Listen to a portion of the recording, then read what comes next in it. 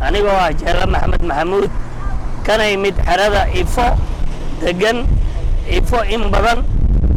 waxaan qaadan jirnay waxaan nahay dad sokor qaba oo aad iyo aad u xanuunsan ee diabetes ah muddo 2 bilood daawadii cirbadii waan weynay hay'adda Red Cross daawadii waan ka weynay UN xafiiskiisa ayaan waxaan joognay muddo 5 bari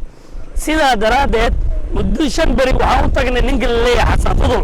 Xasan Budul hadaan u tagnay 5 bari wuxuu yiri wax nilaahay Ilaahay abuurtay ma jirto waxaan raadinayna waa cirbad daawo oo u baahan qofka bilaadanka noloshiisa in laga taxadiro sidaa daraadeed beesha caalamka midowga Afrika yuuda ummadda islaamka waxaan ka codsanaynaa waxaan sagaal iyo muslim waxaan ka codsanaynaa waxaan la asanaa cirbadii yaraad qofka bilaadan naftiisa xafidaysa sidaa daraadeed bilaadanimo haday ku jirto UN weynoo diiday cirbadii dadka lagu duray cirbadii aan la asanahay arintaas ayaan waan ka hadlaynay ayaan cabasho ka ahan dad dhibaataysananahay oonan gadin karin cirbadii oonan ka maarmin sidaa daraadeed waxaan rabnaa in nala tixgeliyo in nala caawiyo waana maasantiin السلام عليكم ورحمة الله وبركاته عوجبي مركا إن شاء الله تعالى وحن كعبنا هنا مانته داو الآن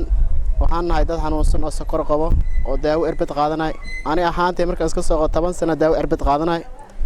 إنسولين قادنا مركا 8 كاس السنة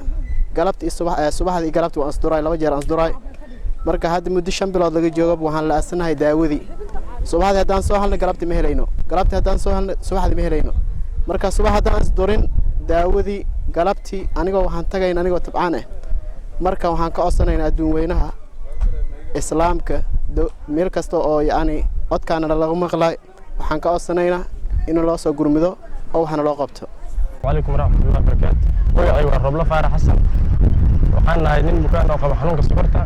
waxaan qabay muddo 12 sano anigoo 12 sano jiray ku dhacday waxaan isticmaalay irbadda insulinka aan ka qaataa isbitaalka weyn ifo haddana waxaan ku sugannahay Dadaab UN-ta Dadaaban joognaa saakan imaanay 2 saac ilaa haddana waan taagan waxaan qabtan ma naaray markay security noo sabaxaan waxaan dharmaashin askar idin ku yeerna bas meesha nooga baxaydeen meesha nooga taga annaga irbadda waxaan qaadanay muddo 12 sano qaarkeen mid kuwa ugu yar 13 sano iyo kuwa 14 sano qaadan hadda way nagu jiraan dawadan aan qaadanayno aan nafteenna aan ku maareyno aan qaadano maalinkii 2 waqti aan isticmaal qaarkeedna maalinkii halkii maal 3 waqti isticmaalan marka annaga aad baan u dhibaataysanahay irbadaas waan laanahay haddana irbadii istaalka way ka dhamaataa la dhahay irbadna hadda meel isticmaal saaka maana ay soo durin hadda saan sokorta way nagu kacsan tahay qaarkeen hadda isbitaalka ku dhacaan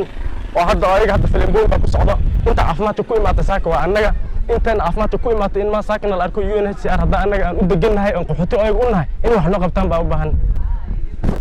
السلام عليكم waxaan ka hadlayaa aniga oo ruqay xirsimira ah daawada waxaan qaataa insulinta oo cirbada ah ilaa waqtigii 2 bilood ilaa iyo ka sii badanba macnaha marba ma taalasay noolahayeen hadda waa la waayay macnaha waan ilaa inta 5 bari baan UN-ta ifa taagneen wax albaabada naga furay waan waynay halkii mar nalala hadlaa waxaana la dhahay macnaha waxa idin la hadlo oo fiican oo mas'uul meeshan ma joogo oo albaabka waana laga furi waayay waxaan imaanay maanta annaga oo xariyaha tan Dadaabeed oo UN-taan imaanay security noo soo baxay waxayba dhaheen markii UN-ta noo geeyay markaan dhahnayna macnaha weyna diideen kadib waxay dhaheen askar baa idinku soo dalbanayna anagoo bukaan oo sonkor qabno oo barkeenba iyagoo wada sakaraad ana ka soo tagnay UN-ta kaleeta marka sida la adligeed baa macnaha aan u soconay waxna waa naloo qaban la UNHCR nafteed wax way noo qaban laadahay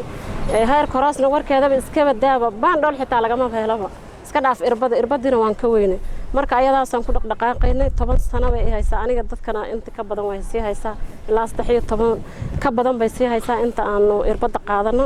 marka sidaas dhibkaasana wado